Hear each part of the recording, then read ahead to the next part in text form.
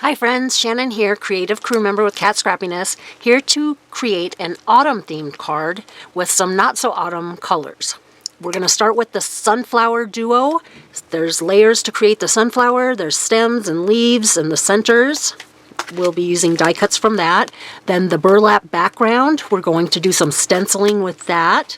And then we have the Simple Sentiments stamp, and this is just one stamp. It's 4x6, and then there's a universal Simple Sentiments die that with one pass will cut out all the sentiments and give you a nice little stash. I keep mine in a little baggie behind my sentiment stamp, so anytime I need a quick sentiment, I have one there. This is really great to have in your stash. All the products that I'm using in this video today are located in the description box below, so check them out if you're interested.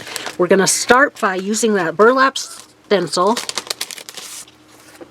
and I have a piece of medium blue cardstock on my grip mat here, and I'm just going to plop my burlap stencil right on top. I wonder, should we give it a little, I'm going to give it a little turn, see how much we can turn it without overlapping the edges. There we go. And then I'm going to use Stormy Sky Distress ink, and we're just going to do some simple stenciling over this blue paper. Inking up my blending brush, and I'll do it heavier on the outside and lighter on the inside. Ink up my brush again, tap it off in the lid.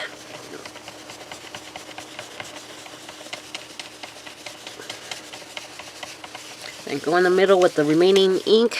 Pick up the ink that's on the lid. Use that in the middle too. I think I want it a little darker around the outside edges.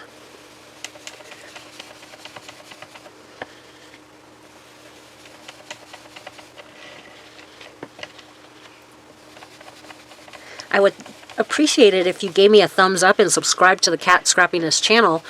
We at Katscrappiness appreciate all the support that we get from this crafty community. So don't forget to thumbs up and subscribe. And if you're not already, you can sign up for the Katscrappiness newsletter. There is a link in the description box below.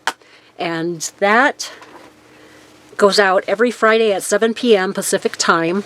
And she includes a coupon code for just the subscribers to the newsletter. And you can get discounts on the Katscrappiness products. So let's, now that I'm done with the stenciling, pull and reveal. Pretty simple textured background. I'll be right back and clean this up, and then we'll get into the flowers. Now I'm going to do some Copic coloring, and here are the colors that I'm going to use on our flower petals. It is E44, E43, and E42. Starting with the darkest, the E44, I have to remove both my lids because I have a new set of Copic markers, and they are very juicy, and if I don't remove both of the lids, then ink comes gushing out. So what I'm doing is at the base of each of the petals, I'm just flicking outwards, trying to create some little flicking lines, and then I go over it twice so that it's a little bit more bold. I want that dark color not to be blended away by the lighter colors. So I'm just going to go, I'll just show you on an example on one of the flower layers.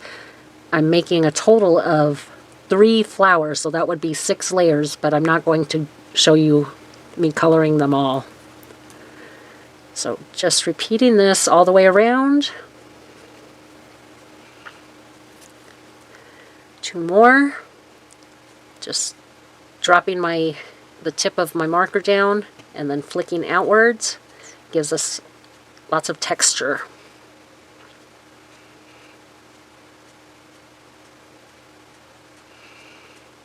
There we go.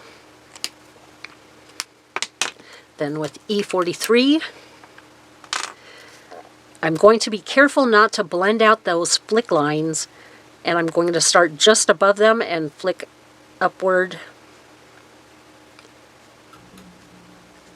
The paper that I'm using isn't regular marker paper. This is cardstock, so it has a tendency to really bleach out that color when I'm doing the flicking of the second color. So I'm trying not to go very heavy on my second layer.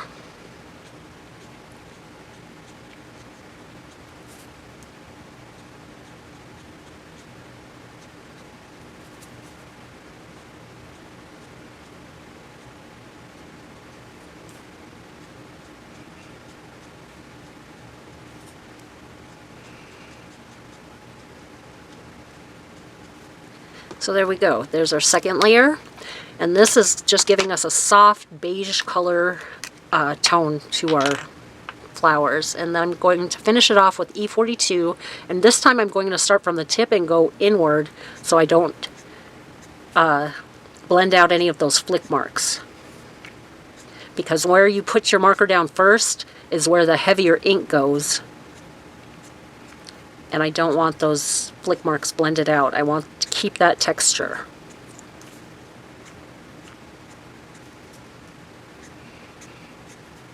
There we go. Now, for the center of the flower, oops, I put away the markers for the center. We are going to use E49, 47, and 44. Oopsie. Starting with E49, we're going to go around the outside of the center of the flower, just to the first row of little hash marks. Oopsie, I got ink on my fingernail.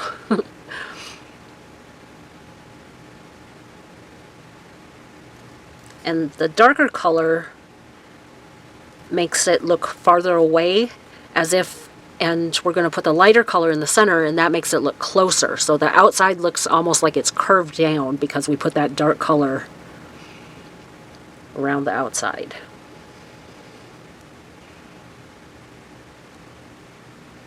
Make sure I get all the edges.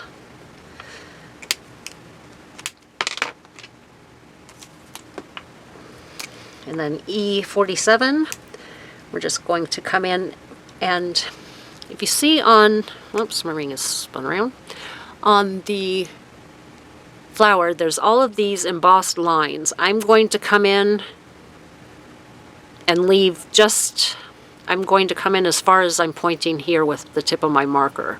So I'm going to leave that center 2 rows exposed for the lighter color. So I'm just going to come in with the E47, kind of blend out that line from the E49, come all the way around,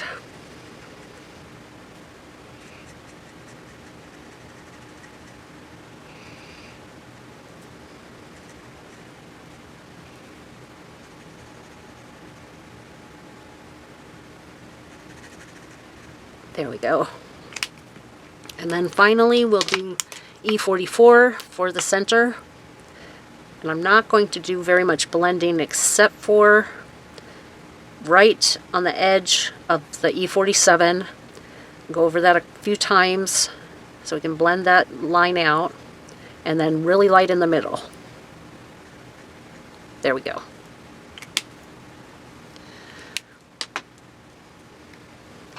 Next we're going to do a leaf. And for the leaf, we're going to use the, whoopsie, YG 99, YG 97, YG 95, and YG 93. Starting with the 99, we're going to put down the detail of the leaf, and there is embossed detail in the leaf already, and that's where I'm going to follow. So I'm just going around the veins of that embossed detail, kind of extending them out a little bit farther.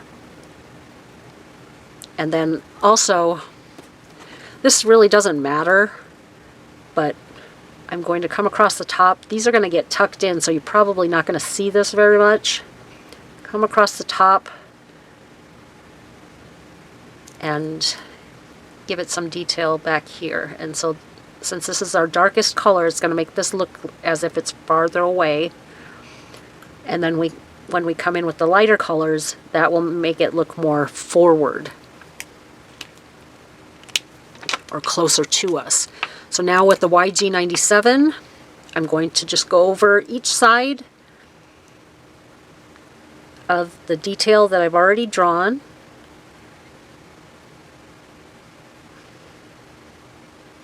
Just emphasizing that. I'm going to go over the stem, the entire stem, and then I'm going to blend out this line on top and extend that farther down.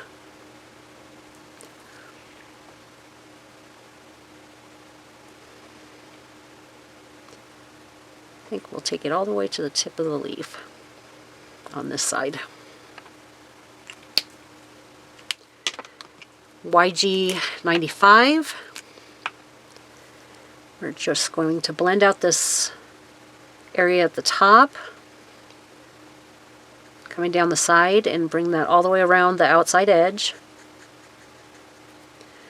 Blend out these veins and leave just a little bit of area for our final lightest color.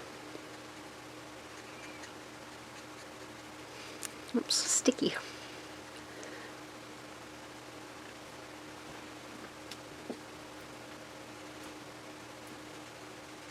There we go.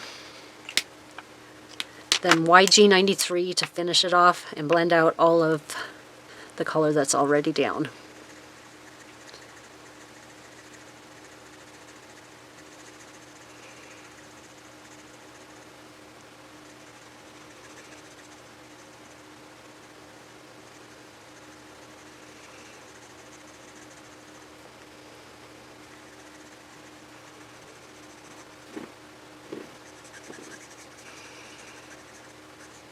There we go.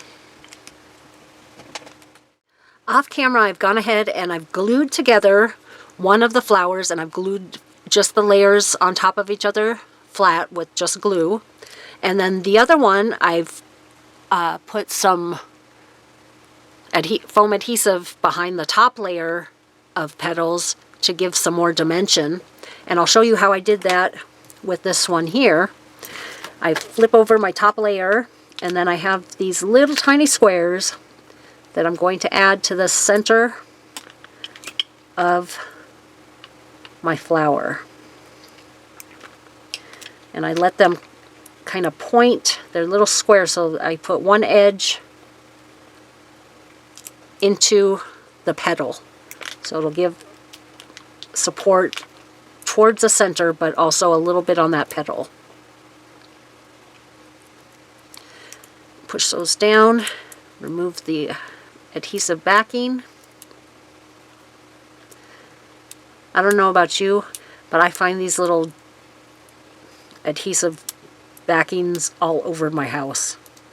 They're staticky, so they stick to you and then they fall off in the strangest places. Okay, so now what I'm going to do is offset the petals on the flower above the flower above the flower below. And then I'm make sure that's, there we go. And so there's our flower.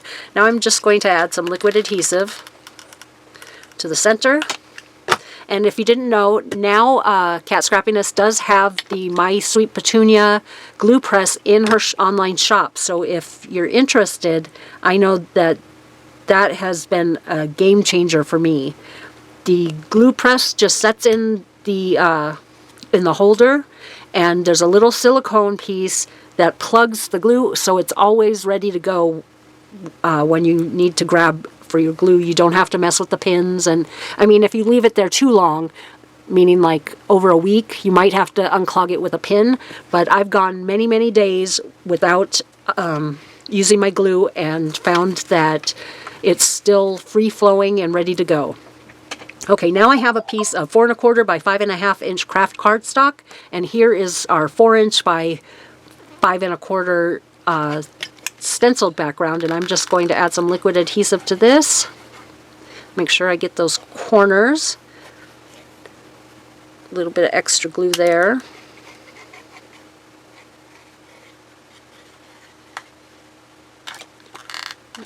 And then through the center.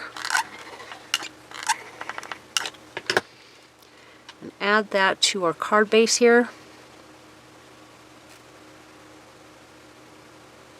Give it a press. And we'll add our flowers. And this flower, I kind of ran out of paper, so I used a scrap to cut the flower petals, but I'm just going to tuck this edge where the petals are missing underneath one of the other flowers so it won't be noticeable. So I'm going to start by putting this one down first with the missing petals. And what I'm going to do is create kind of a triangle with the flower petal, or with each of with the 3 flowers. Words are hard for me. Glue on the back of the next one. Make sure it overlaps those petals so it doesn't show. I think we want to pull it out a little bit more. There we go. And then our final flower.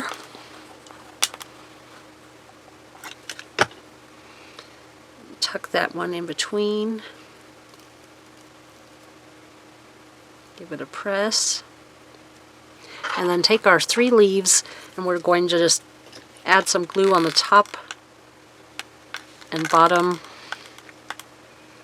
And we'll just tuck them, also creating a triangle with the leaves. Since we're going to have 3 points.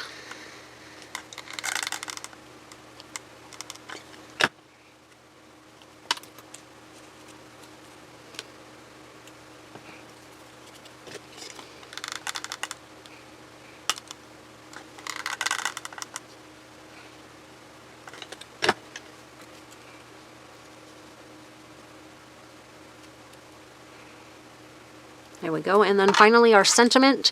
I chose sending you sunshine. Since we're doing the sunflowers, I thought that was fitting. And I'm just going to give that a little bit of glue. Drop that right down in the bottom center. And give it a little press. And here's our card. Thanks so much for watching. Bye for now.